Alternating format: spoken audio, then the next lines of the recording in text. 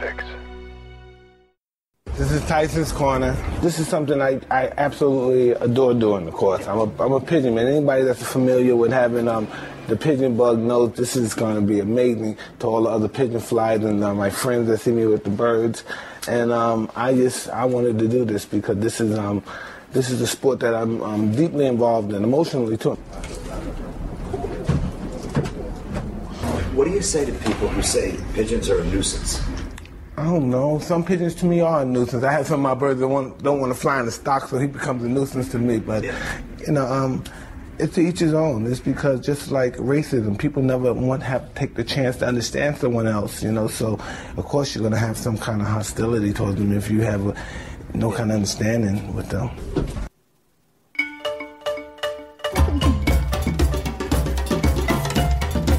Don't be birdist. I agree. Well, hello and welcome back to the Varmints Podcast, where every week we do a whole bunch of research to educate ourselves and you, the listener, on all things that creep, crawl, slither, fly, jump, hop, and swim on this planet, one animal at a time. My name is Paul. I am not an animal expert. I'm Donna, and I am also not an animal expert. I have failed to become an animal expert. I was hoping you'd have that together by this week. Well, if anybody should, it should be you. I was busy. Okay. All right. Well, I'll let you off this time. We'll give you a pass. Just this time. I was doing stuff. Today we're talking about pigeons and doves. Yes, both pigeons. Because they are kind of the same animal. Yeah. So, yeah. But first, the news.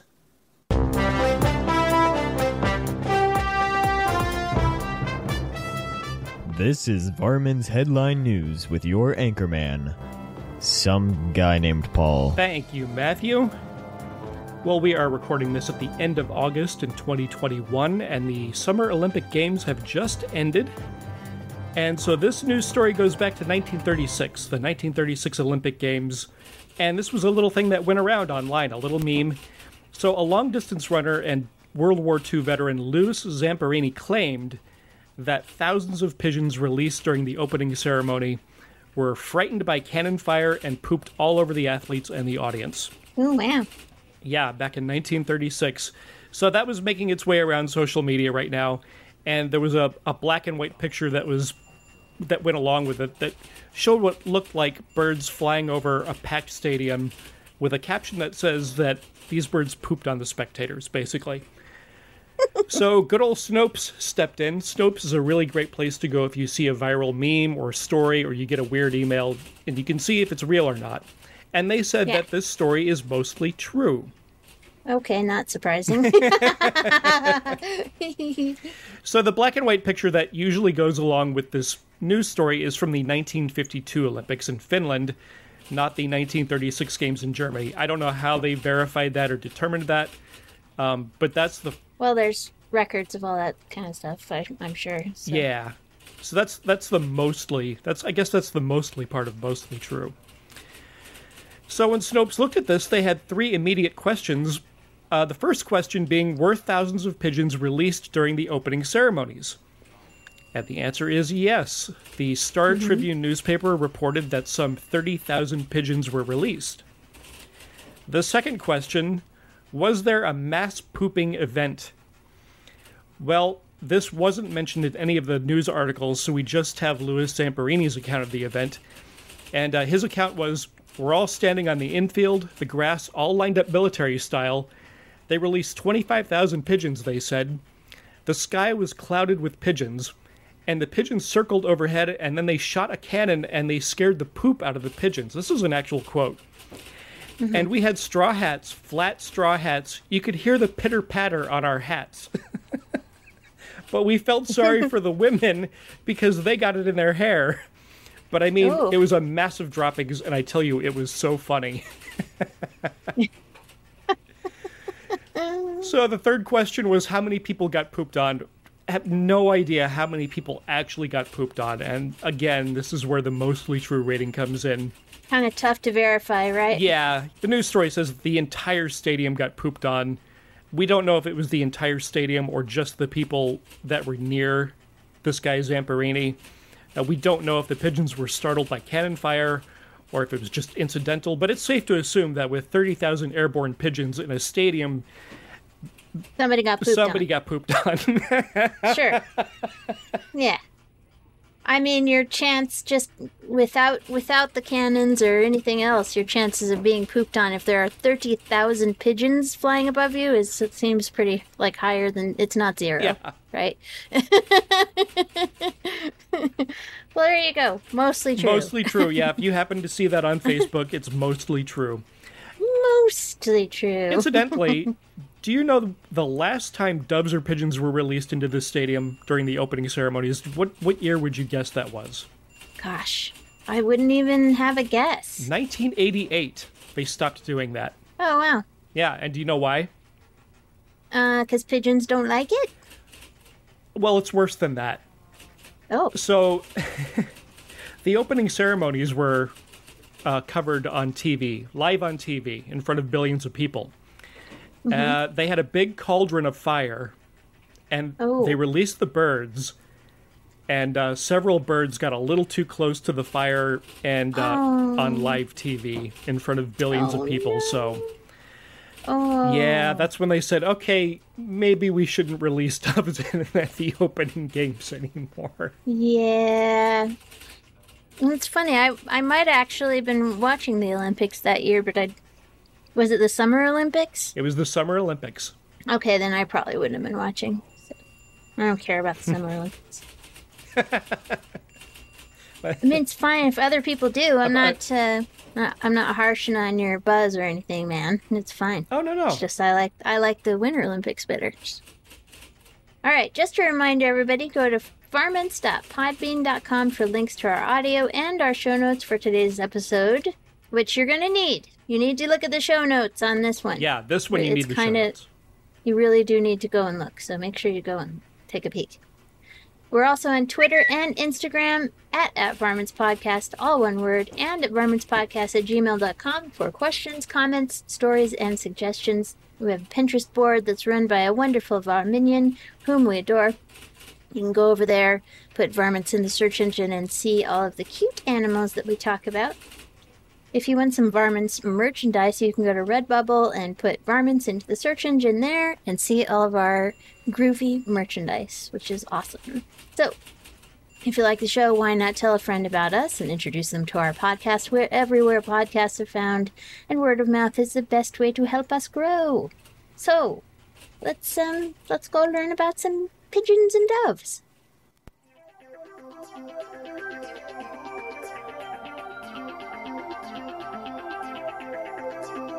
Hey! Let's go get educated on some animals. I know you wanna. Let's do it. I definitely do. So we are talking about pigeons and doves today because they are both part of the bird family Columbidae. There are 42 genera, which is a taxonomic category under family, and above species, and 316 species, and they are found across all terrestrial habitats from desert, rainforest, mangrove, high alpine mountains. They thrive really well in urban environments. They're absolutely everywhere. And they all poop like champions. Yes. If you release 30,000 of them somewhere, somebody's getting pooped on. They are small to medium-sized birds with small heads. Compared to their pretty round little bodies, they're cute little birds. Mm-hmm. They have very dense plumage, which makes them look even bigger and rounder and larger. The largest pigeon is the Victoria crowned pigeon, which can grow to be 29 inches or 74 centimeters long and weigh up to 5 to 5.5 pounds, or 2.5 kilograms, which is as big or bigger than a lot of chickens. That's a big bird. Mm-hmm. The common ground dove is among the smallest birds by mass in the entire world. They can grow anywhere from 6 to 7 inches in length and weigh 1 to 1.5 ounces or just 26 to 40 grams. Oh, it's a tiny little bird. Yeah. Generally speaking, the smaller birds in this family tend to be called doves, and the larger birds tend to be called pigeons, but there are exceptions to that, and we'll talk a little bit about that later on. Their plumage is all over the place. Wild pigeons and doves whose diets mainly consist of seeds tend to have dull plumage, while those whose diets are more diverse with more fruits and nuts tend to have more brightly colored plumage. And some of these birds are absolutely gorgeous. We get the word pigeon from an old French word that looks and sounds a lot like pigeon, and that word was applied to a young dove. And that word came from a couple of late Latin words, one of them being pipere or pipio, which sounds like the peeping of a young bird. Kind of like an onomatopoeia sort of word. Dove comes from the early Middle English word duve, or dove. I think it's probably dove. And that word is related to several words across Swedish, Dutch, and German, words that mean dive, like when a bird dives down to land or to get food. Male and female doves and pigeons are called cocks and hens, respectively. Their young are called squabs or squeakers, which I like a lot. Yeah. A group of doves can be called a bevy, a cote, a dole, a duel, and a flight. Whereas a group of pigeons is called a band, a dropping, a flight, a kit, a loft, a passel, a plague, which seems mean, and a school. Yeah. None of those seem really satisfactory. I think they should all be called a coup of pigeons. I like Because it. that's what they say. They say coup. Coo, coo. Yep. Coup. We have some pigeons that are outside our window. And they live out in the tree out there. In the bush or something. I don't know if they live in the tree or the bush, but they go... which I love, and I do that back at them. That's cool. And I don't, and sometimes I think they aren't talking to me, but it would amuse me if I was like, and they were like, stupid human, it's like this. You're mispronouncing everything. Why did you just say boogie woogie? That's got nothing to do with anything. Humans are so frustrating. I feel like a plague of pigeons is just... That's just mean-spirited. That's nasty. That's mean. That's mean. A dropping of pigeons is kind of funny, though. I kind of like that. Mean but true, so kind of fun. And I don't think that it's an insult to the birds. I mean, they're just doing what they do. They can't help it. Right. No. No. They gotta poop. Got to. Especially when you fire a cannon near them. What do you expect them to do? Yeah. They're not going to sing the national anthem or whatever. No. You know. They're a pigeon. I don't know. None of it sounds really right, does it? I don't like any of it. I don't like any of the options. Yeah. Let's just go with flock guess- of all for all of them. Just say flock. Flock of doves, flock of pigeons, be done with it. I think if one of our minions comes up with an appropriate word, we should give them a prize. Yes. That we all love. So if you have an idea for a better terminology for a group of pigeons, put it in the discussion board or email it to us, Yes. varmintspodcast@gmail.com, and we will send you a prize of some description. Absolutely. Yes. Okay. Okay.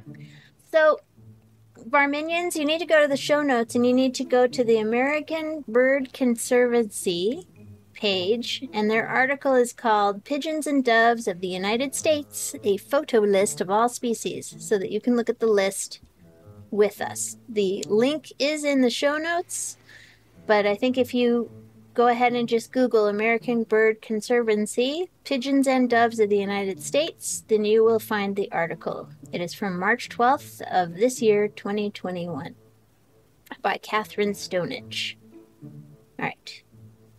So we're going to quiz Paul on these birds and see if he can recognize whether they are considered a pigeon or a dove. Cool. There are 12 species of pigeons and doves in the United States and Canada. Some are all over the place, and some are just little localized buddies, occupying tiny, small ranges. And the main difference, as we said, between pigeons and doves is not taxonomic, but linguistic.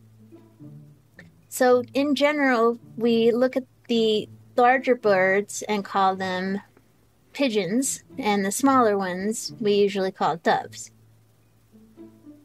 Now, contrary to public opinion, pigeons and doves are pretty intelligent. Studies show that they're capable of recognizing themselves in mirrors, which is crazy intelligent. When trained, they can be also taught all 26 letters of the alphabet and how to differentiate between people in photographs. What? So if you think a pigeon is pooping on you because you were being a jerk to it, you're probably right. I mean, that's not what the science says. That's what my opinion is. Because they can tell the difference between humans, they probably can remember when you were mean to them. They know. That's awesome. Pigeons and doves face a lot of hazards, including lead poisoning from ingesting shotgun pellets, window collisions, and habitat loss. And because rock pigeons are sometimes viewed as pets, they're directly targeted. If you want to help doves and pigeons and many others, the place writes the article says that they will give you a conservation approach. They'll help you, and that involves protecting birds from agricultural pesticides, working to decrease glass collisions, improving habitat management, and fighting against the use of lead ammunition. So if you want to know anything about that, go to the American Bird Conservancy and contact them, and they'll help you out. Cool. All right. Are you ready, Paul? I'm ready. Are you ready for your quiz? Yes. Okay. So the bird on the very, very top of the list is it's blue. It's got sort of dark gray. It's like a blue-gray, dark gray tips on the wings, and like the neck is kind of glittery green and purple plumage. To me, this looks round head. Yeah, it's like a pigeon from, I don't know if it's a pigeon or not, but it's like a pigeon from Central Casting. Right. Yeah. Right. If you wanted a pigeon, you would expect this to show up. Yes. When you're casting your movie. Definitely. Yes, this is the rock pigeon. Oh, that is a pigeon. All right. Yeah. Their habitat is urban areas, farmland, and rocky cliffs. There is evidence in the form of carved tablets that pigeons were domesticated over 5,000 years ago. And their original range is impossible to determine. Wow. All right, next. Yes. You want to describe this guy? Okay, this bird has a white head and a black body, and it's turning its head and looking at the camera with its beak slightly open, as if to say, what did you just call me? If you accidentally called it like a pigeon or a dove accidentally. Like, I beg your pardon. This bird has an I beg your pardon look on its face. It does. Excuse me? I'm going to say that is also, I think it's also a pigeon. It is. It is the white-crowned pigeon. Hey. I hope you're keeping track of how many you're getting right here. They have a habitat in mangrove forests, so their habitat loss is due to hurricanes. They are on the watch list, the yellow watch list for conservation. Oh, no. White-crowned pigeons are limited in the United States in southern Florida. They live just where you are. Oh, interesting. They nest and forage in distinct habitats with daily flights between 2, sometimes longer than 30 miles. So you should be on the lookout for that little guy because they live in your area. I will be. How interesting. Okay, what's the next one? All right, this next bird looks like it was carved out of a piece of wood. It's like a perfectly sleek little brown bird with a big red eye. Yeah, it's like a reddish brown. Yeah, and it's like a flat tail. And yeah, it's real sleek and skinny. Yeah, and that is going to be, I'm going to guess that is a dove. Neat, neat, neat, neat, neat. Wrong. That's a- Ding dong, you're wrong. That's a pigeon? As Oscar the Grouch says.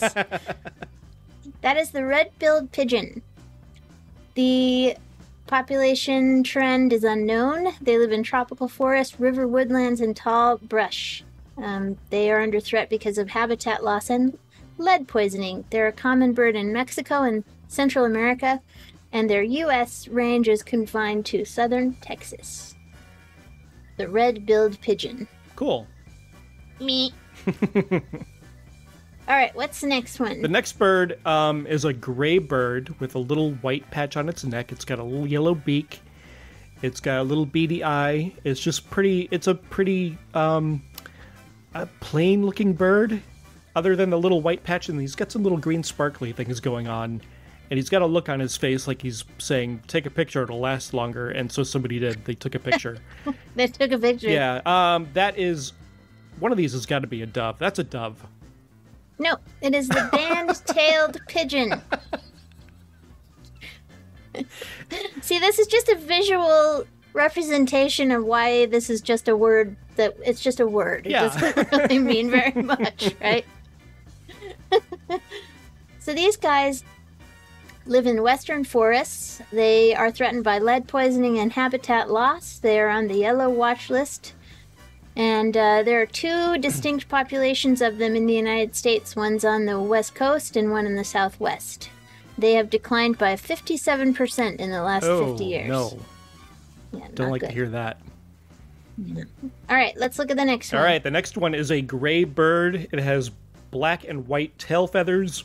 Yeah, like black tail feathers tipped by significant drops of white at the end. Yes, and it is got its wings unfurled, and it is swooping in for probably a piece of popcorn or something. And it's doing its best imitation of like a bird of prey. And I'm gonna say, see, I'm all flustered right now because I thought the last two were doves. So I'm gonna say that this one is a pigeon. Should never gamble. This is a dove. It's the Eurasian collared dove. See, their population trend is increasing. oh, good. That's good news. They live in urban and suburban settings and open sites where seed is available. Their threats are vehicle collisions, glass collisions, lead poisoning. And the note says that these Eurasian collared doves arrived in North America via the Bahamas after several birds flew the coop from a pigeon breeder during the mid-1970s. How about that? All right, what about the next one? Okay, the next one is a little brownish gray bird. He's got a little patch of like black and white speckled feathers on his shoulder. His head seems very small in proportion to the rest of his body. Head, tiny little head and tiny little beak. And long tail, and he looks a lot like the mourning doves that we have around here. So I'm going to call him a dove. Yeah? He is a dove. Yes. Hey. You were right. Ding, ding, ding, ding. Their U.S. population is tiny and decreasing. Oh. They live in residential areas, parks, and river woods. Threats are wildfires and habitat loss. They are native to Asia, where it remains pretty common. But they were introduced in Los Angeles in the early 20th century and gradually spread to other parts of Southern California. Recent years, their numbers have declined sharply. So they're not really from here anyway, so it's probably not terrible. But they're not threatened. They're just they're a U.S. population. Well, are they an invasive? We don't know. They're an invasive animal, right? Yeah. So I don't know. It's probably fine. Because they're still common in Asia. You know what I mean? Yeah, you're not going to worry about the population of invaders, They're doing okay where they're supposed to be. Yeah. Okay. You guys aren't supposed to be here. You're very cute, but get out. They're like, man. People are so mean. We do what we want. All right, what's the next one? All right, the next one is a nice round, pleasing round white and gray bird. It looks like Really it's sitting pretty. on some snow. It's a very beautiful bird, and it's sitting on cement. Oh, is that It's a cement? Yeah, Okay. It looks like a bird feeder or something. and it's got some little red berries next to it, and it's Bird like bath. oh, it's a bird. Oh, I see it. It's an edge of a bird Yeah. bath, and there's some little red Cement berries bird bath. there, and Yeah. the bird looks like, here, take my picture next to these red berries. It'll look cool, and it does look cool. It does look cool. Yeah, and I'm gonna say that's a The- pigeon. That is a dove. Oh my It is gosh. called the Inca dove. Their population in the U.S. is increasing. There's about 700,000 of them, and they live in desert scrub and the suburbs. They are under threat from vehicle collisions, glass collision, and pesticide. This is interesting. When the temperatures drop below 20 degrees Fahrenheit, which is something Celsius, and I can't do that conversion in my head, so I don't know. Sorry, guys. I'm not really good at it. I have tried. Inca doves gather together for warmth and sometimes even on top of each other in what is called pyramid roosting, which is pretty cool. That's neat. I think they have these guys in New Mexico where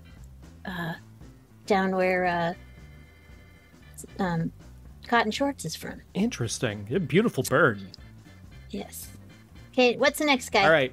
The next guy is he looks like a tiny little seagull or like a sandpiper, one of those little birds. I know, right? Yeah. It doesn't really look like a pigeon or a dove at all. It looks a lot more like a seabird. It does, and I'm going to say that is a dove. It is. Oh, It is the right. common ground dove.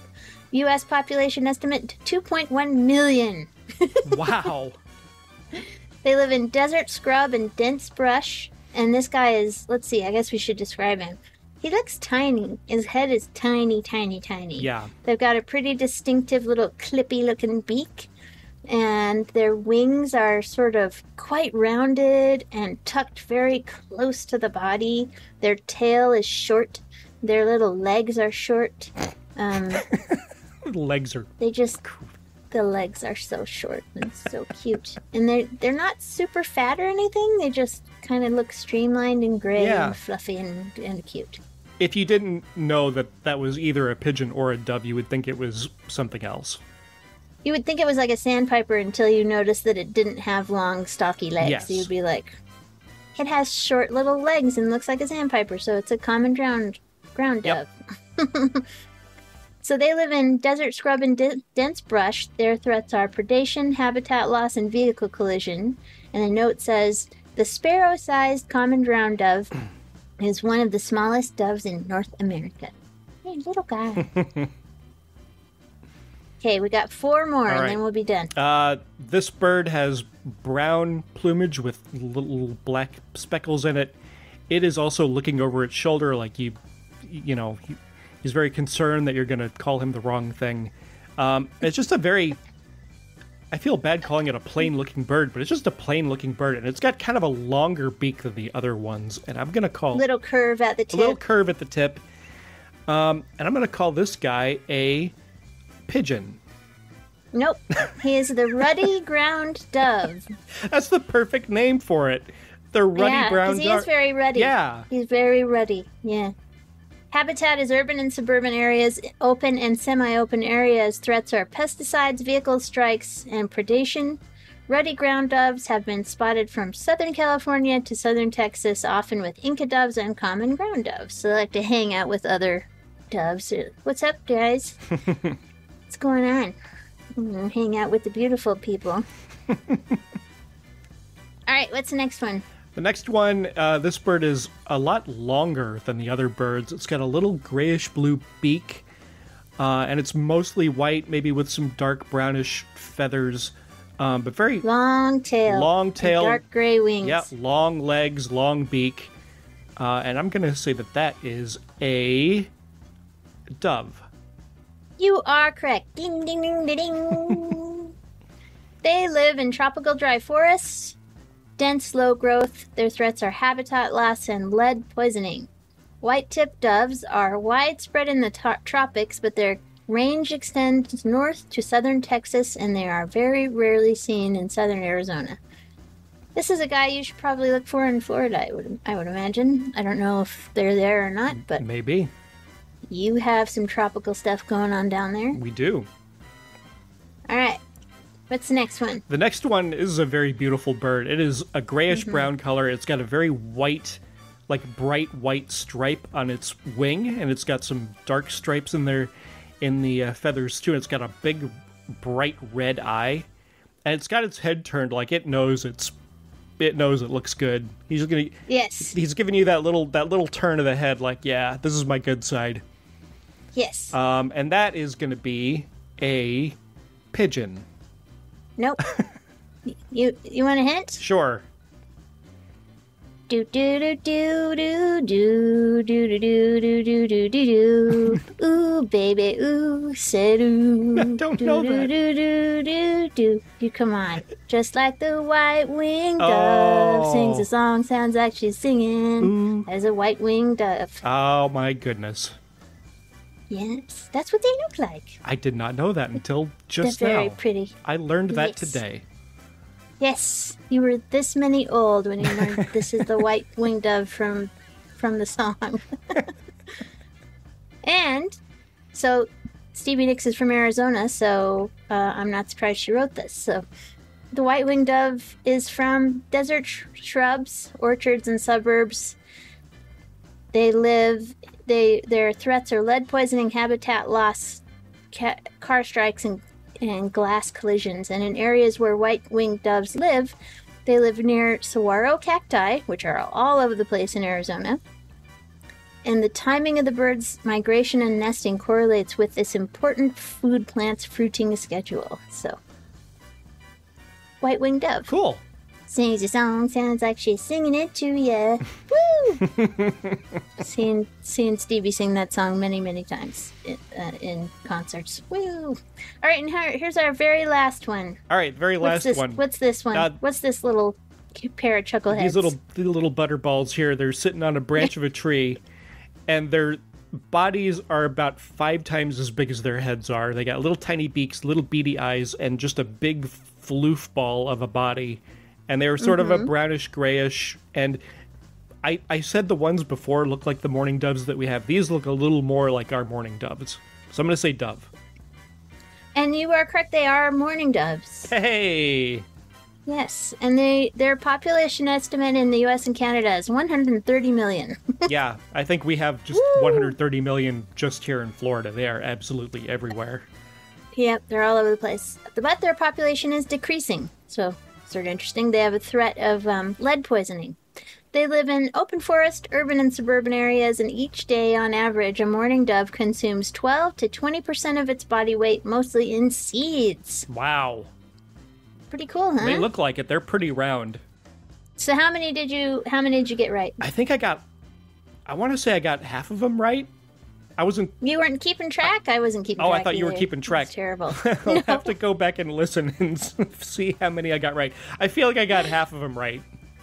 I mean, if you did, maybe you should get a prize. 50% seems about, if it's just a linguistic difference, you can't be sort of expected to get it right. You know what I mean? So, yeah, that was mostly what this was about, was pigeon or dove is just about what you call it, mostly. So. And to see all the cool ones that we have in our continent. Yeah. It's pretty amazing. Sorry, guys, that we couldn't touch the continents for the other parts of the world. There are, 360 species or something? Yeah, So 317.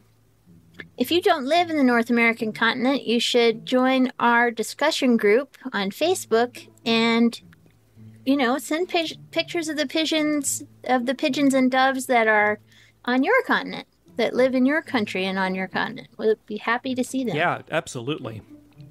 We want to know all about it. Join our discussion group. Pigeons and doves in general are one of the most threatened avian orders in the world due to habitat loss and degradation, invasive species, including domestic cats that are allowed outside, hunting, and we say it every single time, climate change, which is a real thing. Yes. There are no data-deficient doves or pigeons, so we know how all of them are doing. 65% of all species are of least concern, so more than half of them are doing okay. Over the years, about 15 species have gone totally extinct, and several species are critically endangered with 100 or less birds found in the wild, which is really, really bad. So there's a lot of them that are on the brink. Yep. If you have pigeons or doves in your area, the two best things that you can do for them, regardless of their conservation status, are don't feed them. They eat everything. They're fine. And the other thing that you can do, and please, I know some of you will get a little bit, upset, get a little bit out of shape when I say this, is just please keep your domestic cats indoors. Yeah. Outdoor cats kill billions and billions of birds every year. Yep. And there's a constellation of reasons that you shouldn't let your cat outside, but that's one of them. That's one of many reasons that you should keep your cats inside. Yeah, I mean, and no judgment. It's a really hard decision to make. We get it, you know. Yeah. Some cats are very unhappy indoors, but it really is better for everybody, including the cat, if you find a way to make their indoor environment stimulating and good for them. Like building a catio if you have the room. Yeah. So, yeah. If you don't, there's still other ways you can go about it. And yeah, we don't want to overdo the thing and get all lectury, and we're not. We're not judging you if you're like, you know what, I just don't have the headspace for this. But we get it. Yep. Anyway. Just something to think about. But just something to think about, man. That's all. Well, we're going to talk about pigeons and doves in pop culture a little bit, but first I want to thank the Patreon supporters that help out this show. The show costs money to make, and it costs money to do, and we need equipment sometimes.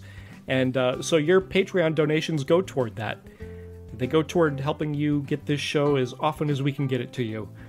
So if you want to join those people who are supporting Patreon right now, you can go to patreon.com/varmints. There's all kinds of little bonus goodies and all kinds of extra bonus content. And we make sure that you're taken care of. So go to patreon.com/varmints. Woohoo!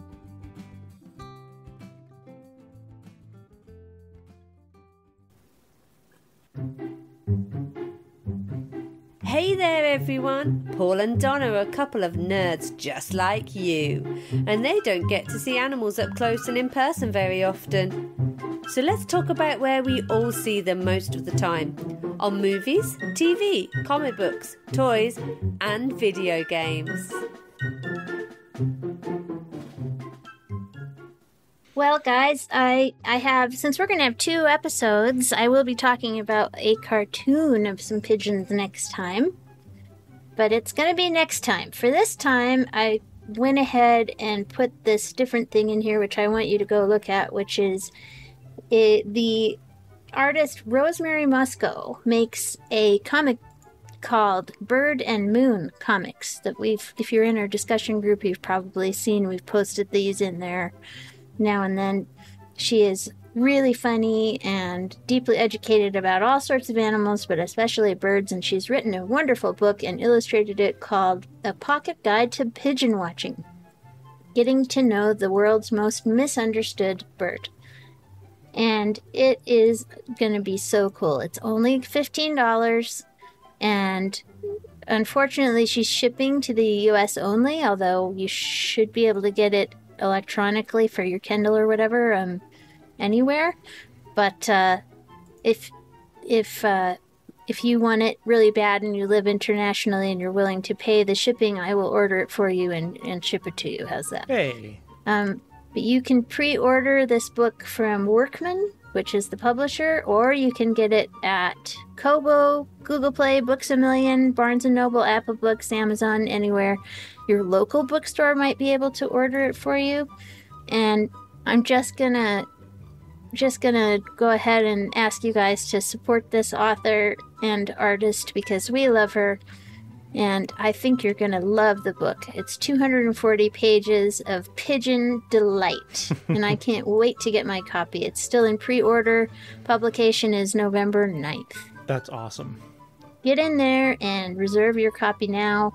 I know I've got mine reserved and I cannot wait. I can't wait to get it. That is so cool. It's going to be so amazing. I'm excited for you. That looks great. Yes. Yeah, you should get one too, Paul, because you've got so many pigeons down there, too. Oh, that's awesome. Yeah. Yeah, definitely get it. So. That's my pop culture for this time. All right. Support Bird and Moon Comics, Rosemary Musco. Cool. Links in the show notes. Yes. I just wanted to talk about 7 famous people that either were or are pigeon fanciers. Oh, yeah. Big pigeon fans. Yeah, and some of that was in the sound clip we opened with, huh? Absolutely, yeah. So the Queen of England, big fan of pigeons. Yes. She owns around 200 pigeons that are used in pigeon racing. Unfortunately, there's a little bit of controversy with that because some of the birds were sent to South Africa to compete in a big pigeon racing event. And all the birds that are entered into this event, including the queen's birds, they have to be quarantined for 30 days because of diseases and stuff like that. Unfortunately, none of those birds survived, and an investigation revealed that of 42 pigeons that were sent to South Africa to this event over the last 6 years, only 5 of them survived. So that's kind of a... Wow. Yeah, that's pretty sad. Nikola Tesla, famous engineer, he once spent $2,000 to care for a pigeon with a broken wing and leg. $2,000 in, I don't know when he lived, 1920s money? He spent a lot of money to take care of a pigeon. Yeah. He said of one pigeon, I've been feeding pigeons, thousands of them for years, but there was one, a beautiful bird, pure white with light gray tips on its wings. That one was different. It was a female. I had only to wish and call her, and she would come flying to me. I loved that pigeon as a man loves a woman, and she loved me. Aww. As long as I had her, there was a purpose to my life. Oh. Yeah. So sweet. Yeah. Yeah, people who have pet pigeons get very close to them. Super They're attached. very sweet birds, apparently. Yeah. So, The artist Pablo Picasso grew up around pigeons, and he spent a lot of time painting pigeons over the course of his life, and later in his life, a lot of his work depicts balcony views featuring pigeons. yep. Walt Disney kept thousands of pigeons in the 1960s. They were all housed in Disneyland in California. And then until recently, Disney World in Florida had pigeon lofts, and that ended fairly recently. They got rid of their pigeons. Walt Disney even sponsored the California State Racing Pigeon Organization, and he was awarded the National Pigeon Association Levi Service Award for his film Pigeon Fly Home. Samuel Pepys, who is famous for keeping a detailed diary of his life in the 1600s, frequently mentions his love for and fascination with pigeons. Yes. Good old peeps. The professional boxer and grill inventor George Foreman keeps pigeons. It's said that he loves the freedom they represent and how when you let them go, they come back, which is nice. And last but not least, you heard him in the beginning clip to the show, the professional boxer Mike Tyson. You mentioned that people get very attached to their pigeons, like they become very emotionally attached. Yeah, they do. Yeah, Mike Tyson allegedly knocked out a garbage collector for throwing away one of his pet pigeons that had died. And if you read about Mike Tyson and his pigeons, there was a lot of altercations that happened between Mike Tyson and other people who either stole his birds or mishandled one of his birds. He's very protective of his birds. Don't mess with That's Mike cute. Tyson's birds. That's kind of cute, though. Yeah. Like, aw. Big, huge guys, all kind to these tiny little birds. Oh, yeah. Aw, For sure. so cute. Most of the thousands of pigeons that he has kept over the years are kept in a giant loft in New York. Mm-hmm. Yeah. So there you go. That's awesome. That's really cool, man. Yeah. What's the matter with you? Aren't you hungry? Aren't you gonna eat that? Come on, eat! What do you think, Donna? I don't know. Maybe. Maybe? I would. Yeah, I mean, I'm not going to go looking for it. But if somebody prepared it, I suppose. If somebody prepared it, definitely. And the clip I was going to start the show with, and I changed last minute, was of Mary Berry from Great British Bake Off. And this was a television show probably back in the 80s where she was talking about making pie out of pigeons. Right. Do you ever wonder where one gets all these recipes from? Well, when it came to pigeons, in the 18th century, they were very popular indeed. And I got a cookery book here, which is called Art of Cookery Made Plain and Easy. And there's no less than 18 recipes for pigeon in this book. They tell you how to stew pigeons and how to boil them, how to roast them. And one of the recipes in here I did with Arthur Negus over a year ago. It was a Yorkshire Christmas pie. That's when you get a goose and you bone it, and a turkey and a chicken and a partridge and lastly a pigeon, and you put them all inside each other, and the smallest bird is pigeon. It goes right in the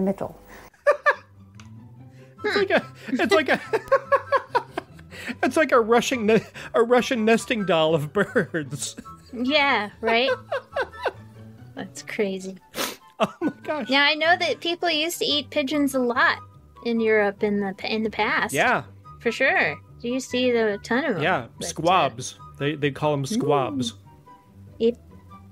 But, yeah, I don't know. I guess if you ever make pigeon pie and you want me to come over and try it, give me a ring. I'll come over and try it. I want Mary Berry to make me a pigeon pie. It'd probably be awesome. Pigeon pie, pigeon pie. Whee! So what does eat pigeons and doves on a regular basis? Well, peregrine falcons and other birds of prey eat them. So do foxes, ferrets, snakes, rats, cats, dogs, Donna's dogs. I've never caught Hector doing it, but I did catch Odie. Hector would, though, if he had a chance. Don't be fooled. He is tiny, but he is mighty. I ran across an article while I was doing all the writing and the research, and the article asked the question, why aren't cities littered with dead pigeons? Because stuff eats them. Yeah, that was the answer. The answer was they don't live very long lives, and everything eats them. Yeah. And when they die, something will eat them. Yeah, for sure. Something's going to eat it. Always something. Yep. Is your brain a repository of useless information? Well, let's help everyone win that next trivia night, or just sound smarter than the rest of the room with the animal fact of the week. Pigeons are not dumb birds. Like, I will never allow somebody to call a pigeon a rat with wings ever again, because they are such smart little birds. They're really amazing. And it's not even an insult if you think about it, because we did rats, and remember we found out rats are crazy smart and very cool and compassionate and sweet. Absolutely. Yeah. So it's like not even an insult, really. Yeah, exactly. Pigeons are better at multitasking than people are. Oh, that's not surprising, is it? I suck at multitasking. I do too. Researchers tested humans against pigeons in a multitasking matchup, and they found that the birds could switch between two tasks just as quickly and sometimes even more quickly than people. They devised a multitasking exercise that was performed by 15 humans and 12 pigeons. In the experiment, both the human and the bird had to stop a task in progress and switch over to an alternative task as quickly as possible. The switch over to the alternative task was performed either at the same time the first task was stopped, or it was delayed by 300 milliseconds. So the first test involved true multitasking. So participants were asked to switch to another task immediately. So the brain had to process two things happening at the same time, stopping the task at hand and then starting another one. Right. And humans and pigeons slowed down about equally when presented with this test. In the second test, the human and the pigeon brains got a little break between processes, that little 300 millisecond break. And so now the brain could process both stopping one task and starting the next task separately instead of doing both at the same time. Sure. And so the pigeons were faster at that task than the humans were. Wow. And, yeah. It's thought that these little bird brains, which don't have a cortex, which is the part of a brain that processes information and is responsible for things like perception and voluntary physical action, are so densely packed with nerve cells that they don't actually need a cortex. They're fine. Right, and there's so it's not very far to travel too, so the signal just goes out and it doesn't have to be processed the way it does in our brain. Yeah, it's just they have really efficient little brains. Physics has to have stuff to do with it as well, just not as much travel time or whatever. Yeah, sure. So in a different study, pigeons were shown on a computer monitor a horizontal line that was either 6 centimeters or 20 centimeters long for either 2 to 8 seconds. Right. If they correctly reported by pecking on one of 4 visual symbols, either the length or the duration of the line, they got a little reward. So the researchers then introduced additional line lengths and additional time lengths. And that forced the pigeons to process time and space simultaneously because they didn't know on which dimension that they were going to be tested. Oh, wow. Yeah. That's really cool. Yeah, really, yeah. So the researchers found the length of the line affected the pigeon's discrimination of line duration, and the duration of the line affected the pigeon's discrimination of line length. Now, space and time are abstract concepts. Humans, primates, corvids, all kind of understand space and time. It's an abstract intelligence. Yeah. And now we know that pigeons can understand it too. That is so cool. Well, for my last little fact for us today, we're going to talk about, did you know that 2 pigeons helped scientists confirm the Big Bang Theory? What? Yeah. Oh my goodness. This is one of those things in science that people, they're calling it in the article their eureka moment, but we've talked about before, there is never a eureka moment. There is a, that's weird. And this is one of those. So in 1964, when Robert Wilson and Arno Penzias initially heard astonishing radio signals that would lead to the first confirmed proof for the Big Bang Theory, they wondered if they'd made a mistake. They wondered if it was a signal from radio noise from New York City. They wondered, was it after effects of a nuclear bomb test that had been conducted over the Pacific several years earlier? They wondered if it could be a signal from the Van Allen belts, which are rings of charged radiation circling the Earth. Or maybe the hissing sound was a result of a defect in their instruments.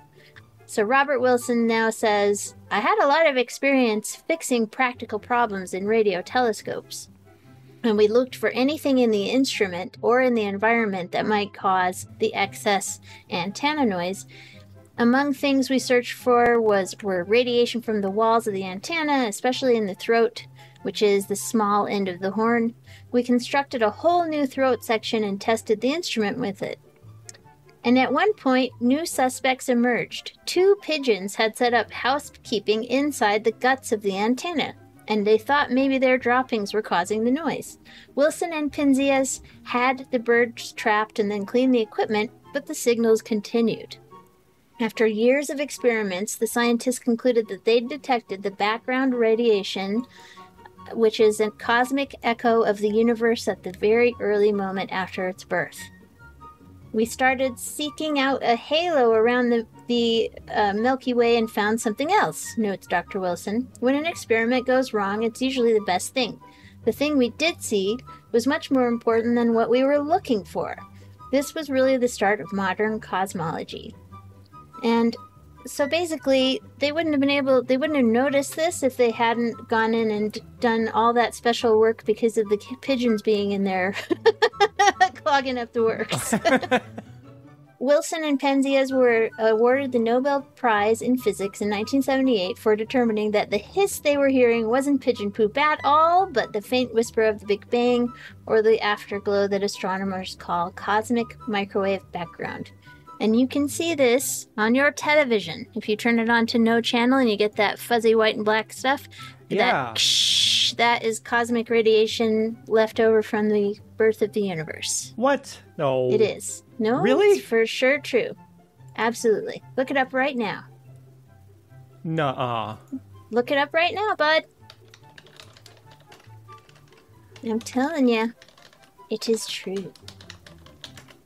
What is the black and white static on TV? Yep. While he looks that up, visitors to the Smithsonian Air and Space Museum have long been able to view the unassuming artifact of the Nobel Prize-winning discovery. On the first floor in the Exploring the Universe gallery is the metal trap that was built to capture the squatting pigeons and can be seen along with some other instrumentation of that propitious moment 50 years ago. Other artifacts survive. Arno Penzias, who'd come to the United States as a child refugee from Nazi Germany, sent the radio receiver and its calibration system to the Deutsche Museum of Munich, the city of his birth. And as for the giant horn antenna, it still stands tall on Holmdel Road where it can be seen by the public. Thank you, pigeons. Cool. Thank you, pigeons. That's really amazing. It is. Wow. Did you look up the black and white fuzz? I did. Pretty cool, huh? Pretty darn cool. Yep. I'll be dipped. Can confirm. Can confirm. Hashtag facts. That's amazing. Holy cow. We learned so much stuff on this show. I'm telling you. When we prepare these episodes, we don't tell each other what we're researching. We don't tell each other what we've learned until we're recording, like right now. Yeah. So we have these little, oh my god, blow my mind moments, and I've had like 3 of them in the last hour. That is crazy. Isn't it fun? Oh, I love it so much. Science is amazing. Pigeons are amazing. I know. Thank you, pigeons, for helping us discover all this stuff. Pretty cool, man. Well, we are not done talking about pigeons. We are going to do a second part of the pigeons episode. Mm-hmm. Even more pigeon information, because there's just that much to talk about with them. Yeah, there's a lot. Well, thanks for listening. This show has been brought to you with technical support by Matthew Chomo. Our bed music was by Kevin MacLeod. Our logo was created by Imran Javed. Our vocal talent today was Carrie McGinnis and Stacy and Frosty. And now it's time for the Rugrat Corner. If you have a Rugrat who is 8 years of age or younger who wants to be on our podcast, send us a message on Facebook or email us at varmintspodcast@gmail.com for details. We make it super easy for your Rugrat to hear their voice on the podcast. So who's the little Rugrat today? Our Rugrat today is Ace. Ace has something to say about pigeons. Hello, Ace. Hi, I'm Ace, age 8, and I have some pigeon facts. One of them is pigeons are doves, and dodos are evolved pigeons. Then I have a dove fact. Doves are pigeons. Both pigeons were actually used in war times, and there are over 300 species of pigeons, I think. Yep. No, it's 300, not over. No, it's over. You're right. Over. You're good, though. Is that it? I think that was it. Yeah, that was it. That was amazing. Thank you, Ace. And Ace's mom is Melissa. She is the host of a wonderful podcast called Bewilderbeasts, another podcast about animals, the way animals intersect with humanity. Lots of really cool stories. And she's the host of another podcast called Totally Possum, which is a show about animals, but it's for grown-ups. Yes. But it's also really, really fun to listen to. So, yeah, one's kid-friendly, one ain't. One is not.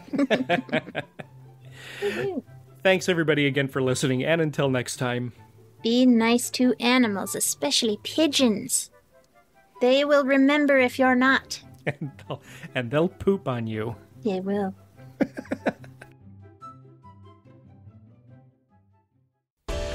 This has been a transmission of the Podfix Network. For more about this show and other great Podfix programs, go to podfixnetwork.com.